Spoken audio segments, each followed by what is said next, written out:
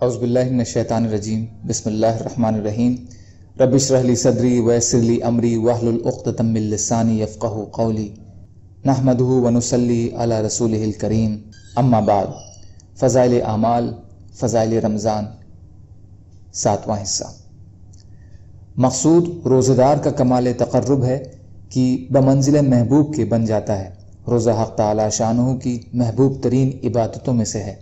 اسی وجہ سے ارشاد ہے کہ ہر نیک عمل کا بدلہ ملائکہ دیتے ہیں، مگر روزے کا بدلہ میں خود عطا کرتا ہوں، یعنی اللہ تعالیٰ خود عطا کرتے ہیں، اس لیے کہ وہ خالص میرے لیے ہے۔ بعض مشائخ سے منقول ہے کہ یہ لفظ عزا بھی ہے، یعنی یہ کہ اس کے بدلے میں خود اپنے کو دیتا ہوں، اور محبوب کے ملنے سے زیادہ اونچا بدلہ اور کیا ہو سکتا ہے۔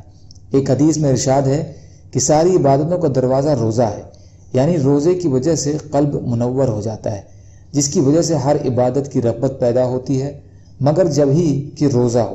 صرف بھوکا رہنا مراد نہیں ہے، بلکہ آداب کی رعایت رکھ کر، جن کا بیان حدیث نمبر 9 کے ذیل میں مفصل آئے گا۔ اس جگہ ایک ضروری مسئلہ قابل تنبیہ یہ ہے کہ اس منہ کی بدبو والی حدیثوں کی بنا پر بعض ائمہ روزہ دار کو شام کے وقت مسواک کرنے سے منع فرماتے ہیں۔ حنفیہ کے نزدیک مسواک ہر وقت مستحب ہے، اس لیے کہ مسواک سے دانتوں کی بو زائل ہوتی ہے، اور حدیث میں جس بو کا ذکر ہے وہ معدے کے خالی ہونے کی ہے، نہ کہ دانتوں کی۔ حنفیہ کے دلائل اپنے موقع پر کتب فقہ پر حدیث میں موجود ہیں۔ دوسری خصوصیت مچھلیوں کے استغفار کرنے کی ہے۔ اس سے مقصود کثرت سے دعا کرنے والوں کا بیان ہے۔ متعدد روایات میں یہ مضمون وارد ہوا ہے کہ بعض روایات میں ہے کہ ملائکہ اس کے لیے استغفار کرتے ہیں۔ میرے چچا جان کا ارشاد ہے کہ مچھلیوں کی خصوصیت بظاہر اس وجہ سے ہے کہ اللہ جل شانہ کا ارشاد ہے کہ جو لوگ ایمان لائے اور اچھے اعمال کیے، حق تعالی شانہ ان کے لیے دنیا ہی میں محبوبیت فرما دیں گے۔ اور حدیث پاک میں ارشاد ہے کہ جب حق تعالی شانہ کسی بندے سے محبت فرماتے ہیں تو جبریل علیہ السلام سے ارشاد فرماتے ہیں کہ مجھے فلاں شخص پسند ہے، تم بھی اسے محبت کرو۔ وہ خود محبت کرنے لگتے ہیں اور آسمان پر آواز دیتے ہیں کہ فلاں بندہ اللہ کا پسندیدہ ہے، تم سب اس سے محبت کرو۔ اس پر آسمان والے اس سے محبت کرتے ہیں، اور پھر اس کے لیے زمین پر قبولیت رکھ دی جاتی ہے۔ اور عام قاعدے کی بات یہ ہے کہ ہر شخص کی محبت ان کے پاس رہنے والوں کو ہوتی ہے، لیکن اس کی محبت اتنی عام ہوتی ہے کہ آس پاس رہنے والوں ہی کو نہیں بلکہ دریا کے رہنے والے جانوروں کو بھی اس سے محبت ہوتی ہے کہ وہ بھی دعا کرتے ہیں، اور گویا بر سے متجاوز ہو کر بحر تک پہنچنا محبوبیت کی انتہا ہے۔ نیز جنگل کے جانوروں کا دعا کرنا بطریق اولا معلوم ہو گیا۔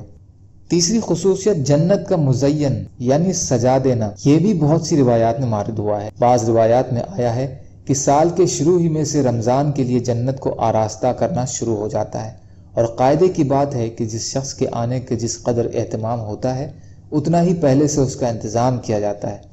شادی کا اہتمام مہینوں پہلے سے کیا جاتا ہے۔ چوتھی خصوصیت سرکش شیاطین کا قید ہو جانا ہے، جس کی وجہ سے معاصی کا زور کم ہو جاتا ہے، یعنی گناہ کرنے کا زور کم ہو جاتا ہے۔ رمضان المبارک میں رحمت کے جوش اور عبادت کی کثرت کا مقتضا یہ تھا کہ شیاطین بہکانے میں بہت ہی انتھک کوشش کرتے ہیں اور پاؤں چوٹی کا زور ختم کر دیتے ہیں، اور اسی وجہ سے معاصی کی کثرت اس مہینے میں اتنی ہو جاتی ہے کہ حد سے زیادہ۔ لیکن باوجود اس کے یہ مشاہدہ ہے اور محقق کے مجموعی طور سے گناہوں میں بہت کمی ہو جاتی ہے۔ کتنے شرابی کبابی ایسے ہیں کہ رمضان میں خصوصیت سے نہیں پیتے، اور اسی طرح اور بھی گناہوں میں کھلی کمی ہو جاتی ہے، لیکن اس کے باوجود گناہ ہوتے ضرور ہیں، مگر اس کے سرزد ہونے سے اس حدیث پاک میں تو کوئی اشکال نہیں، اس لیے کہ اس کا مضمون یہ ہے کہ سرکش شیاطین قید کر دیے جاتے ہیں۔ اس بنا پر اگر وہ گناہ غیر سرکشوں کا اثر ہو تو کچھ خلجان نہیں، یعنی پریشانی نہیں۔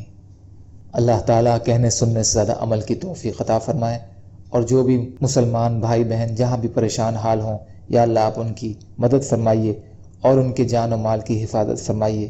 یا اللہ ہم سب کو رمضان المبارک کا حق ادا کرنے والا بنائیے۔ یا اللہ ہم سب کو دین کا کام کرنے والا بنا دیجیے اور استقامت عطا فرما دیجیے۔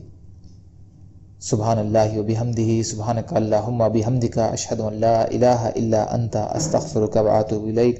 سبحان ربک رب العزت عما یصفون وسلام علی المرسلین والحمد للہ رب العالمین برحمتک یا ارحم الراحمین لا الہ الا اللہ محمد رسول اللہ۔